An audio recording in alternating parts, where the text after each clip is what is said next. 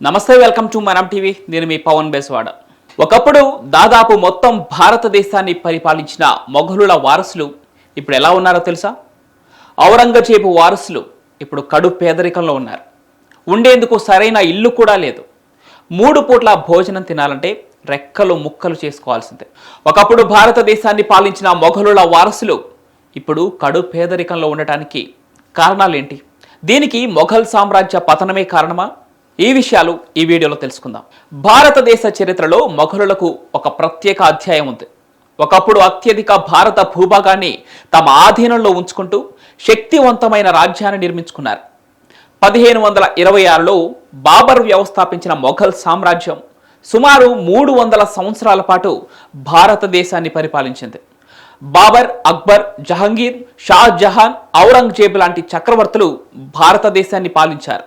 ఔరంగజేబు పాలనలో మొఘల్ సామ్రాజ్యం అత్యధిక విస్తీర్ణాన్ని పొందిన అతని మతపరమైన విధానాలు సామ్రాజ్య పతనానికి దారితీశాయి.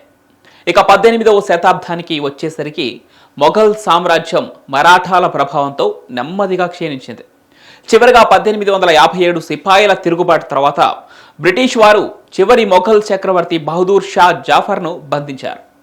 ఆ తర్వాత మొఘల్ సామ్రాజ్యానికి శాశ్వతంగా ముగింపు పడింది. చివరి మొఘల్ చక్రవర్తి బహదూర్ షా జాఫర్ వారసులు ఇప్పుడు కూడుకు కూడా గతిలేని పేదరికంలో గడుపుతున్నారు. వారి పూర్వీకులు ఒకప్పుడు అనుభవించిన విలాసానికి పూర్తి భిన్నంగా కోల్కతా శివార్లలో ఒక ఇరుకైన గుడిసెలలో నివసిస్తున్నారు. కొద్ది రోజుల క్రితం యూపీ సీఎం యోగి ఆదిత్యనాథ్ మొఘలులు చేసిన అరాచకాలకు ఇప్పుడు వారి వారసులు శిక్ష అనుభవిస్తున్నారని, కోల్కతాలో రిక్షా తొక్కుకుంటూ జీవిస్తున్నారని ప్రకటించారు. నిజానికి వాస్తవంలో మొఘల్ వారసులు ఇప్పుడు దీన స్థితిలోనే ఉన్నారు. చివరి మొఘల్ చక్రవర్తి బహదూర్ షా జాఫర్ ముని మనవరాలు సుల్తానా బేగం ఇప్పుడు కోల్కతాలో నివసిస్తున్నారు.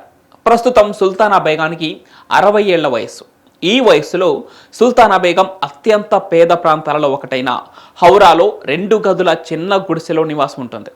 1980లలో సుల్తానా బేగం భర్త ప్రిన్స్ మీర్జా బేదార్ బుఖ్త్ మరణం తర్వాత సుల్తానా జీవితం మలుపు తిరిగింది. అప్పటి నుండి ప్రభుత్వం ఇచ్చే 6,000 రూపాయల పింఛనుతో బతుకీడ్చుకొస్తోంది. ఆమె 6 పిల్లలను పోషించడానికి కష్టపడుతోంది. కనీసం తన తోటి ముస్లింల నుంచి కూడా ఆర్థిక సాయం అందటం లేదు. సుల్తానా బేగం కుమార్తెలు కూడా ఆర్థికంగా ఇబ్బందులు పడుతూ ఉన్నారు. ప్రస్తుతం కొన్ని స్వచ్ఛంద సంస్థలు వారికి సాయాన్ని చేసేందుకు ప్రయత్నిస్తూ ఉన్నాయి. కానీ సుల్తానా బేగానికి తినడానికి తిండి, ఉండటానికి గూడు ఉంటే చాలు అనుకుంటోంది. కొన్ని రోజుల క్రితం సుల్తానా బేగం టీ స్టాల్ పెట్టుకోవడానికి, టైలరింగ్ దుకాణం పెట్టుకోవడానికి అనేక ప్రయత్నాలు చేసింది. కానీ విఫలమైంది. ఇలా సుల్తానా బేగంతో పాటు చాలా మంది మొఘల్ వారసులు అజ్ఞాత జీవితం గడుపుతున్నారు. తాము మొఘల్ వారసులమని చెప్పుకునేందుకు కూడా ఇష్టపడటం లేదు. ఇప్పటికీ కొందరు మొఘల్ వారసులు ఢిల్లీలో నివసిస్తున్నారు. చిన్న చిన్న వ్యాపారాలు, చిన్న చిన్న ఉద్యోగాలు చేస్తూ బతుకును వేలదీస్తున్నారు. ఎంతటి సామ్రాజ్యమైనా కాలానుగుణంగా మారకపోతే కాలగర్భంలో కలిసిపోతుందనడానికి మరో ఉదాహరణే ఈ మొఘల్ సామ్రాజ్య పతనం. ఈ ఇన్ఫర్మేటివ్ వీడియో మీకు నచ్చితే వీడియోను లైక్ చేసి షేర్ చేయండి. ఇలాంటి వీడియోల కోసం మనం టీవీని సబ్స్క్రైబ్ చేసుకోండి.